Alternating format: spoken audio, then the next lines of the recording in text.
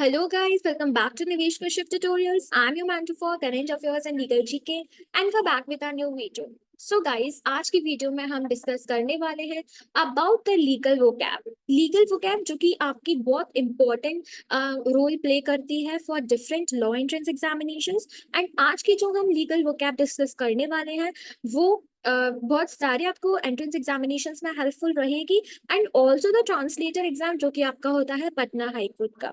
So guys, we have brought a new course and we have launched it on our app जो कि है निवेश Kashyap tutorials app, जो आपको मिल सकता है from the play store and the link is given in our description box. वहां पे आपको बहुत सारे कोर्सेज मिलेंगे related to Indian polity and constitution, जो आपके बहुत सारे UG and PG law entrance examinations में काम आएंगे।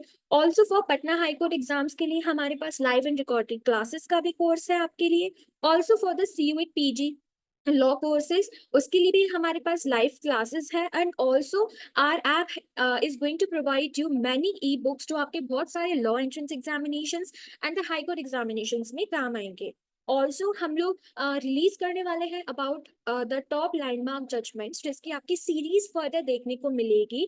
That will be also helpful for the various law entrance examinations for LLB, LLM and also for the many court examinations for UG also and for PG also.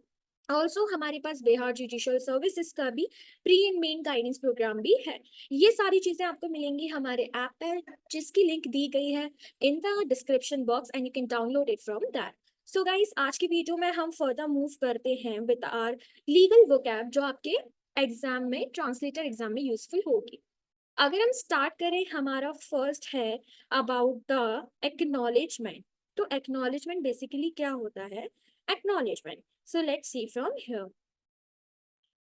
So guys, the signature of a clerk or attorney clarifying that the person signing the document had signed by his or free act. ठीक है, तो basically ये है कि अगर कोई clerk या कोई अटर्नी का कोई सिग्नेचर है तो उसका मतलब ये है वो साइन जो उसने किए हैं वो उसके फ्री एक्ट से किए गए हैं। बाय हिज और फ्री एक्ट मींस उसके ऊपर किसी का प्रेशर नहीं था and for the purpose set for their. तो बेसिकली इसका अगर हम हिंदी मीनिंग देखें तो इट इज स्वीकृति। मतलब ये जो साइन किए गए हैं ये फ्री विल में किए गए हैं, किसी के प्रेशर से नहीं किए गए हैं। अगर हमारा सेकंड वाला हम देखें तो सेकंड वाला हमारा है दैट इज एक्शन। तो एक्शन बेसिकली क्या है? एक्शन को केस भी बोला गया है, एक लॉ सूट भी बोला गया है। तो बेसिकली ये एक सिविल जुडिशियल प्रोसीडिंग है जहां पे एक पार्टी सू करती है अनदर को। क्यों? उसके कोई गलत काम के लिए। अब वो उसको प्रोटेक्ट कर सकती है उसके सही होने पे, या वो उसको गलत भी ठहरा सकती है। तो बेसिकली एक्शन का मतलब होता है कार्रवाई करना। किसी इंसान ने किसी दूसरे के ऊपर क्या किया है? जुडिशियल सिविल प्रोसीडिंग्स की है जहां पे एक पार्टी ने दूसरे को सू किया है किसी गलत काम करने के लिए, या तो वो उसको बचा रही है या फिर वो उसको रॉन्ग प्रूफ कर रही है। नेक्स्ट आता है एडजर्नमेंट। एडजर्नमेंट होता है postponement of a court session until another time. मतलब जब कोई कोर्ट एडजर्न होता है तो उसको उस टाइम के लिए बंद कर दिया जाता है for a particular period of time. तो उसको हम बोलते हैं एडजर्नमेंट और फिर उसके नेक्स्ट सेशन में जाके वो कंटिन्यू होएगा। तो अगर हम देखें एडजर्नमेंट का हिंदी वाक्य क्या होगा तो वो हमारा होगा निर्णय, सॉरी स्थगन। स्थगन मतलब किसी पर्टिकुलर स्थगित कर देना मीन्स उस टाइम के लिए उसको रोक देना वहीं पे। ठीक है, अब हम देखते हैं नेक्स्ट एडजुडिकेशन। एडजुडिकेशन का मतलब होता है कोई डिसीजन या कोई सेंटेंस जो कि जज ने दिया है किसी केस के ऊपर, या तो वो डिसीजन मींस उसके फेवर में हो सकता है उस केस के, या फिर वो किसी को पनिश करना भी हो सकता है उसमें। तो बेसिकली जो जज का डिसीजन होता है रिलेटिंग टू अ केस उसको हम बोलते हैं एडजुडिकेशन। अगर हम इसका हिंदी मीनिंग देखें तो एडजुडिकेशन इज बेसिकली निर्णय। ठीक है, अब नेक्स्ट आता है अडल्ट प्रोबेशन। तो अडल्ट प्रोबेशन क्या होता है? एक लीगल स्टेटस जो कि दिया जाता है 16 years ऑफ एज या उससे बड़े लोगों को जिसने कोई क्राइम किया हो या वो कन्विक्ट हो गया हो उस क्राइम के लिए and placed under the supervision of a probation officer for a period of time set by the court. तो जो इंसान कोई क्राइम करता है या कोई कन्विक्ट है किसी क्राइम के लिए, तो उसको क्या कर दिया जाता है, उस पर्सन को कुछ पर्टिकुलर टाइम के लिए प्रोबेशन ऑफिसर के अंदर या उनके सुपरविजन में रखा जाता है to notice out their activities, एक पर्टिकुलर पीरियड ऑफ टाइम के लिए जो कि कोर्ट ने सेट की होती है, तो उसको बोलते हैं अडल्ट प्रोबेशन। ठीक है। अब नेक्स्ट हमारा आता है अबाउट द अफर्मेशन। तो अफर्मेशन क्या होता है, किसी चीज को डिक्लेयर करना कि वो ट्रू है, is declaring something to be true under the penalty of perjury by a person who will not take an oath for religious or other reasons। ये होता है हमारा affirmation, मीन्स पुष्टिकरण करना, किसी चीज को बताना कि हाँ ये सही है। नेक्स्ट है हमारा एफिडेविट। तो एफिडेविट क्या होता है, बेसिकली एक रिटन स्टेटमेंट जो कि ऐसा बोला जाता है कि ये ट्रू है। ठीक है। a written statement made under oath swearing to the truth of the contest of a document। तो ये बताना कि हाँ जो इसमें लिखा हुआ है वो सही है, उसको हम बोलते हैं एफिडेविट। अगर हम इसका हिंदी वर्ड देखें तो वो होता है साक्ष्य पत्र। Next is alumni. एलिमिनी क्या होता है, money a court requires one spouse to pay the other spouse. तो जब कोई कपल जाता है फॉर द डाइवोर्स, तो उस टाइम पे कुछ मोस्टली फीमेल्स को ये अपॉर्चुनिटी मिलती है to ask the payment from the from the spouses. ठीक है। एंड वो एक फिक्स्ड पेमेंट होता है फॉर लाइफ लॉन्ग के लिए या कुछ पीरियड ऑफ टाइम के लिए, या वो टोटल अमाउंट एक साथ अपने मांग लेते हैं। ठीक है। तो इसमें क्या है, जो money a court requires one spouse to pay to the other spouse, उनके सपोर्ट के लिए। ठीक है। बिफोर एंड और after the divorce is granted. Now अगर आपने जो स्पाउस है, अगर स्पाउस ने उस टाइम पे वो नहीं मांगा एट द फाइनल हियरिंग, तो आप उसको कभी फ्यूचर में नहीं मांग सकते। ठीक है। तो बेसिकली इसमें ये है कि अगर उस टाइम पे आपने अगर अपने लिए पैसे नहीं मांगे, और जो आपकी फाइनल हियरिंग हो रही है आपकी डाइवोर्स की, उस टाइम आपने पैसे नहीं मांगे और आप उसको बाद में चाह रहे हो कि हमें वो मिल जाए, तो ऐसा नहीं होगा क्योंकि आपने डाइवोर्स के टाइम पे उसको नहीं मांगा है। अब नेक्स्ट हमारा आता है अबाउट द एलिगेशन। एलिगेशंस बोलते हैं एलिगेशंस लगाना। So that is saying that something is true, बताना कि ये चीज सही है। द असर्शन डिक्लेरेशन और statement of a party in a case made in a pleading. कोई पार्टी ने कोई असर्शंस डिक्लेरेशंस या स्टेटमेंट्स दिए एंड उसको बताना कि ये चीजें सही है, दैट इज एलिगेशंस। ना ऑल्टरनेटिव डिटेंशन प्रोग्राम क्या होता है, programmes operated by service provider. ठीक है।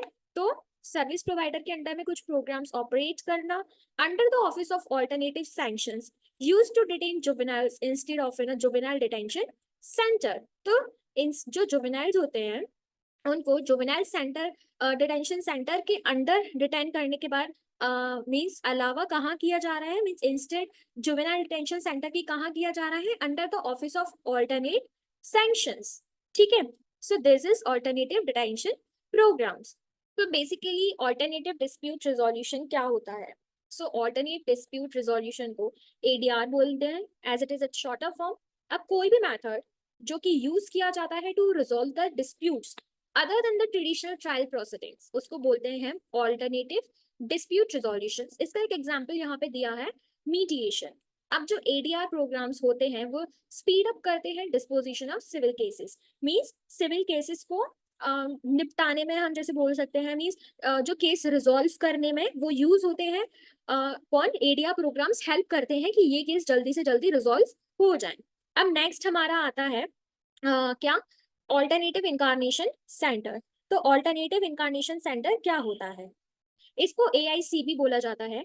अब ये कम्युनिटी बेस्ड प्रोग्राम होता है जो कि प्रोवाइड करता है मॉनिटरिंग, सुपरविजन एंड सर्विसेज, किसको, उन पीपल को जो पीपल इनकारनेटेड है, मींस जो पीपल कैद में है, अगर हम हिंदी में बात करें तो जो लोग कैद में है उनके ऊपर सुपरविजन, मॉनिटरिंग या सर्विसेज प्रोवाइड करना एआईसी करता है, that is alternative incarnation centre. अगर हम देखें ऑल्टरनेटिव सैंक्शंस क्या होती हैं, तो ऑल्टरनेटिव सैंक्शंस वो होती हैं वो कि लेस रिस्ट्रिक्टिव होती है देन इनकारकरेशन। इनकारकरेशन मतलब होता है जेल होना, कैद में होना। तो क्रिमिनल पनिशमेंट जो कि कम रिस्ट्रिक्टिव होती है देन इनकारकरेशन, मींस वो कैद में नहीं होते हैं लेकिन वो कुछ पनिशमेंट्स उनको दी जाती हैं। अगर हम एनलमेंट देखें तो फ्रॉम द फर्स्ट वर्ड, अगर हम यहाँ पे देखें तो एक नल आ रहा है। नल चीज मतलब हो गई, अगर हम देखें नल एंड वॉइड, वॉइड माने इसका कोई महत्व नहीं है। तो अगर कोई कोर्ट ने ऑर्डर दिया है, ठीक है, रिगार्डिंग मैरिज, अब कोई कोर्ट का ऑर्डर जो कि एक मैरिज को डिक्लेयर कर रहा है एज अ इनवैलिड, उसको हम बोलते हैं एनलमेंट। ठीक है, तो एनलमेंट का आप यहाँ से देख सकते हो कि यहाँ पे नल दिया है, नल से ही आपको पता पड़ जाएगा नल एंड वाइड, इसका मतलब इनवैलिड। तो कोई कोर्ट का डिसीजन जो कि किसी मैरिज को क्या बोल रहा है, इनवैलिड, वो होता है annulment. Next is answer. Answer क्या होता है? तो आंसर एक कोर्ट का डॉक्यूमेंट, एक प्लीडिंग किसी सिविल केस में, by which the defendant responds to the plaintiff's sorry complaint. ठीक है, तो वो क्या करता है, जो कोई डिफेंडेंट रिस्पॉन्ड कर रहा है प्लेंटिफ की कंप्लेन को, तो वो उसका क्या होता है, आंसर, जो कि एक कोर्ट का डॉक्यूमेंट हो सकता है, प्लीडिंग हो सकता है इन अ सिविल केस। अब नेक्स्ट इज अपील। अपील क्या होती है कि आप हायर कोर्ट से बोल रहे हो किसी डिसीजन को रिव्यू करो या किसी सेंटेंस को रिव्यू करो जो कि ऑफ अ ट्रायल कोर्ट, क्योंकि लोअर कोर्ट ने वहां पे एक एरर बना दिया है, क्योंकि हम बेसिकली नीचे से ऊपर जाते हैं, like lower court, then higher courts, then supreme courts, trial courts. तो अगर कोई लोअर कोर्ट, ट्रायल कोर्ट्स में कोई एरर्स हो जाते हैं तो वो हम हायर कोर्ट मीन्स, जरूरी नहीं है हाई कोर्ट्स मीन्स, जो लोअर कोर्ट्स के ऊपर जो जितने भी कोर्ट्स होंगे, हम वहां पे अपील रखेंगे कि जो हमें लोअर कोर्ट्स के डिसीजन मिला है उससे हम सेटिस्फाइड नहीं है, एंड आप इस डिसीजन को रिव्यू करिए या फिर आप इस सेंटेंस को रिव्यू करिए, जो भी है, क्योंकि जो लोअर कोर्ट है उन्होंने इसको एरर बना दिया है। Now the next one is appellant. Appellant क्या होता है? So the party appealing a decision और judgment to a higher court. Appellant का मतलब होता है कि आपको किसी कोर्ट से किसी डिसीजन पे कोई जजमेंट मिला है, तो आप उसको हायर कोर्ट में ले जाना चाह रहे हो क्योंकि आप उससे सेटिस्फाइड नहीं हो, तो जो पार्टी जो ले जा रही है वो हो जाएगी अपीलेंट। जैसे यहाँ पे जो अपील रखी थी कि आप किसी डिसीजन से, सेंटेंस से सेटिस्फाइड नहीं हो, आप उसको हायर कोर्ट में ले जा रहे हो, तो जो पार्टी ले जा रही है वो बनी जाएगी appellant, means the party appealing a decision और judgment to a higher court will be the appellant. अब अपीली कौन होगी? The party against whom an appeal is taken, वो अपोजिट पार्टी होगी जिसके अगेंस्ट वो अपील को ले जाया जा रहा है। ठीक है, अपीलेंट वो होगी जिसके लिए डिसीजन सुनाया गया है। अब वो कोई भी हो सकती है, उसके फेवर में भी हो सकता है, उसके अगेंस्ट भी हो सकता है, दोनों पार्टीज में से कोई भी पार्टीज अपनी जो अपील है वो ले जा सकती है। तो वो हो जाएगी हमारी अपीलेंट पार्टी जो हायर कोर्ट में ले जा रही है। अपीली पार्टी वो होगी अपोजिट वाली जिसके अगेंस्ट ले जाया जा रहा है। आर्बिट्रेशन क्या होता है? सबमिटिंग अ केस और dispute to designated parties for a decision instead of using a judge।